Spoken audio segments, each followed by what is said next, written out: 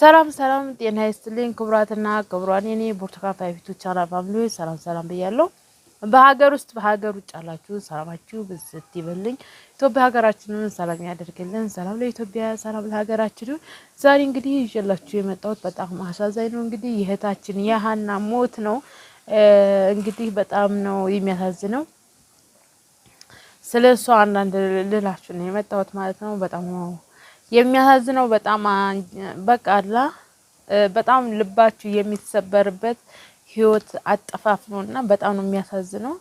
እንግዲህ እናንተንም በያላችሁበት ፈጣሪ ይጠብቃችሁ ማለት ነው። ከእንደዚህ አይነት አደጋ እግዚአብሔር ይጠብቃችሁ። ማርያምን በጣም ነው ያዘንኩትኝ።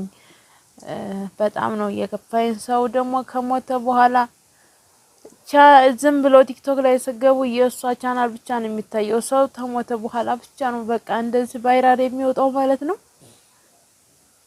እንግዲህ ይችን የመሰለች አበባ ልጅ ማለት ነው። ያው እንግዲህ እህታችን የሞተችበት ምክንያት አንዳንዶቹ ባህር ተገልብጦ ምናምን ብዙ ነገሮች የሚሉ አሉና እውነታው ነገር የሞተችበት ግን እንዴትም ሞተች ያው ለሷና ለቤተሰቦቿ ምንም ጠቃሚ ነገር የለም።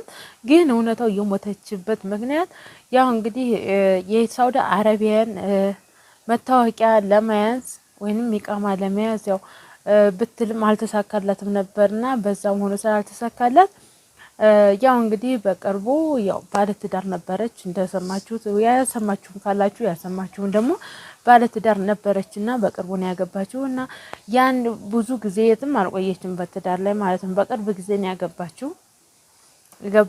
ከዛም በኋላም ያንድ ልጅ ያንድ ጨቅላ በልጅ ጨቅላ ገና ህፃን ነው ልጁ ራሱ ያንድ ህፃን እናት ሆና ነበር እንበላት እንጂ ዞሮ አሁን ላይ ያው በህይወት የለችም ነበር እንበላት እና እንግዲህ ያው እንግዲህ ህይወቷን ወደፊት በህጋዊ ለማስተካከል አስባ ወደ ሀገሯ ገብቷል። ልትመለስ ነበርና ጉዟን ያቀናችው በየመን እንግዲህ በየመን ሳውዲ ድንበር ላይ አካባቢ ስትደርስ እንግዲህ ሳውዲ ድንበር አካባቢ የብዙዎችን ደም የቀመሰ ነው።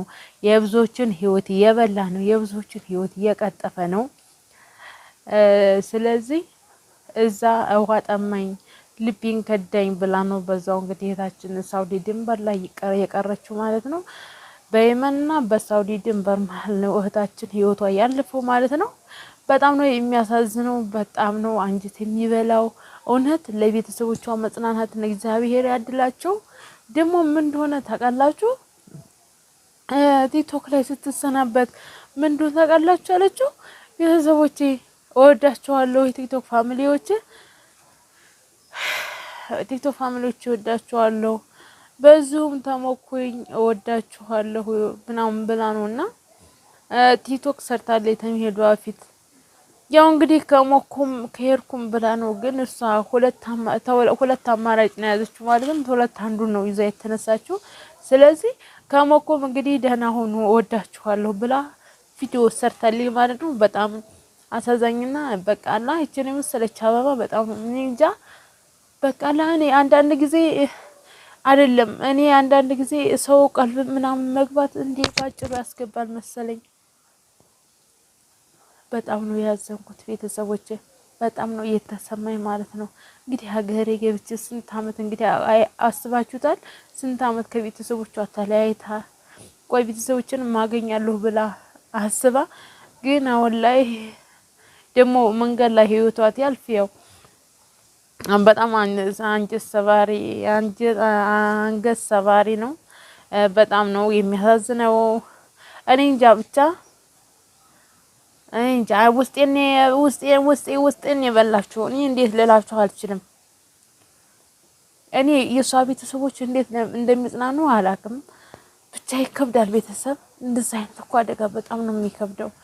አቤት ሲው ማረና ክርስቶስ እንዴት አደረገኝ ሆነ መጨረሻዬን አሳምረልኝ ፈጣሪ ሆይ ብቻ ይከብዳል። እንኳን ስንት አመት ቆይታችሁ መለያየት ቀርቶ አይደለም ከቤተሰቦቻችሁ ጋር በደንብ ተገናኝታችሁ ብዙ ነገር አሳልፋችሁ ብዙ ነገር አሳልፋችሁ እንኳን የሆነ ችግር ሲፈጠር በመሃል ላይ ምን ያህል ይሄ ስሜት ምን ያህል ስቀቀን ምን ያህል እንደሚሰማችሁ እንግዲህ እናንተ ታውቃላችሁ። በጣም ነው እንግዲህ ያው እግዚአብሔር አልፈቀደላትም፣ ሀገሯም እንድትገባ አልፈቀደላትም ማለት ነው። አላደላትም። እንግዲህ እኛ በሰው ሀገር ስንኖር አንዳንድ ጊዜ ብዙ ሻይ አብዝቶ በመጠጣት ይሄ ኮፌ በመጠጣት እንደገና ደግሞ ታውቃላችሁ በዛ ላይ ንዴት አለ፣ በዛ ላይ ሙቀት ምናምን አለ። ሁሉ ጊዜ አየር አናገኝም በሰው ሀገር ስንቀመጥ ማለት ነው። ስለዚህ ለብዙ ጊዜያት እንደዛ ተቀምጣ በመንገድ ላይ ለመጓዝ ስታስብ እንግዲህ ያው ሻይም ልብ ያደክማል። ባዘው ሻይ በጣም ነው ልብ የሚያደክም ማለት ነው። ሻይ መጠቀም አይደለም ልባችሁን የውስጥ አጥንታችሁ ውስጥ ራሱ የሆነ የሚሰራው ነገር አለ። አጥንታችሁ ውስጥ ደም እንዳይዘዋወር አጥንታችሁ ደም እንዳይሰራ የሚያደርግ ነገሮች አሉ። አንዳንድ ጊዜ ወደ ሐኪም ቦታ ሄደው አንዳንድ ልጆች ሲመረመሩ ከውጭ መጥተው እንደዛ ሻይ በማብዛት አጥንታቸው የታመማልና እግራቸውን ሁሉ ሽምቅቅ የሚያደርጋቸው ልጆች አሉ ማለት ነው። ስለዚህ ሻይ ልብም ይጎዳል፣ ኮፊም ልብ ይጎዳል ማለት ነው። እኔ አሁን ሻይ አልጠጣም፣ ባዘው ምንም ሻይ አልጠጣም። ሻይ የሚባል ነገር አልጠጣም። ያው ለሱስ ያህል ቡና ብቻ ነው የምጠጣው ማለት ነው። ሻይ ጠጣው ልቤን የሚደክመኝ በጣም ነው ልቤን የሚደክመው ማለት ነው። ስለዚህ ያው አንዳንድ ጊዜ አብዛችሁ ሻይ አትጠጡ ማለት ነው። አብዛችሁ ሻይ አትጠጡ። እንደገና ደግሞ ወይ በወተት እንደዚህ ጠጡ። አንዳንድ ጊዜ ቀይር ያረጋችሁኛ ማለት እናንተ ስራ ነው ብቻ ስራ መጨረሳችሁን ነው የምታስቡት። እንደ ነገሩ ተመግባችሁ ጠጥታችሁ ስራችሁ ነው የምታስቡት። ግን ለራሳችሁም እያሰባችሁ ማለት ነው እህቶቼ፣ በሀገር ውጭ የምትኖሩ ለራሳችሁም እያሰባችሁ አንዳንድ ጊዜ ራሳችሁን ጠብቁ፣ ራሳችሁን ተንከባከቡ፣ ለራሳችሁም ጊዜ ስጡት ማለት ነው። ገባችሁ? ይህች እህታችን እንግዲህ ውስጧ ሙሉ ጤና ቢሆን ኖሮ ሁሉ ልቧ ያልሰሳ ምናምን ቢሆን ኖሮ መንገድ ላይ አትቀርም። ገባችሁ? መንገድ ላይ አትቀርም። እንግዲህ በመጫትነት ብዙ ነገር አለ በሰው ሀገር። ዛሬ ሹርጣ መጣ፣ ዛሬ ምን ሆነ፣ መኪና በጮኸ ቁጥር ክላስ ባደረገው ቁጥር ምን አይነት ስጋቱ ብቻ ልቧን ያናነዋል፣ ልቧን ያደክመዋል። በዚህ ህይወት ውስጥ ኖራ አሁንስ ተዚህ ህይወት መውጣት አለብኝ፣ ሀገር የገብቻ አስተካክዬ መኖር እንደማንኛውም ሰው መኖር አለብኝ ብላ አያሰበችው ነገር ግን ያው እግዚአብሔር ታይፈቅድላ ቀረ። ይችን የመሰለ ልጅ በመንገድ ላይ ቀረች። እህታችን ነፍስሽን ይማረው እግዚአብሔር ባጸደ ገነት ያኖርሽ። ያው እንግዲህ ለቤተሰቦች መጽናናትን እመኛለሁ። ሁሉም የኢትዮጵያ ሀዘን ነው ላንቺ ማለት ነው። የኢትዮጵያ ምድር ሁሉም ሀዘን ነው። ግን አንቺ ስደተኛ ስለሆንሽ እንደዛ የሚያዝንልሽ የለም ማለት አይደለም። ግን አሁን የሆነ አንድ አርቲስት የሆነ ታዋቂ ቢሞት ዓለም ሙሉ ትናወጣለሽ ማለት ነው ሀዘን። ይሄን ምናምን በቃላ ግን ለስደተኛ እህታችን እንደዛ ያው አሁን ድምጽም ቢደረግ ምንም ቢደረግን ምንም ማድረግ አይቻልም። ግን በውስጡ እየተሰበረ ሰው አለ። ብዙ ኢትዮጵያውያን ብዙ ስደትን የሚያውቀው እህቶች ያው ውስጣቸው ተሰብሯል። እግዚአብሔር አምላክ በአጸደ ገነት ያኖርሽ። ለቤተሰቦች መጽናናትን እመኛለሁ።